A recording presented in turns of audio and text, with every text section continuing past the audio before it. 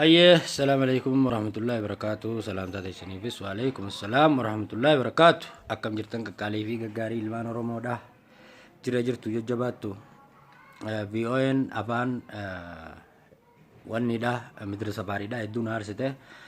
Sababa sanirraayin laayivii seenullee hin barbaanne YouTube kunis asumaanuu hiyyakka taateen isin hubachiisuu barbaadeeti. Anis fileebar Oromiyaa yookaan Amaan Yusuf jaadha. Karaa kanaanis na hordofaan dhaamsa kiyyaa galatoomaa bulaa ulfaadhaa dagaagaa bal'adhaadhaan isiniin ja'a. Jijjiirama ammaan tana dhufe kana jijjiiramni ammaan tana dhufe dhiiga ilmaan Oromoodhaatiin dhufe ibidda bummarra bu'ee guba jaanii dhiiga ilmaan Oromoodhaa qeeroo kuma jahaatiin dhufe jechuudha.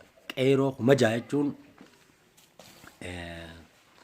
ni beeytanii waan kana taate jechaaf jijjiirama kana lukkuurra hamma lubbuudhatti wajjin dhaabbanna jijjiirama kana galmaan keenya rabbi wajjin galatooma.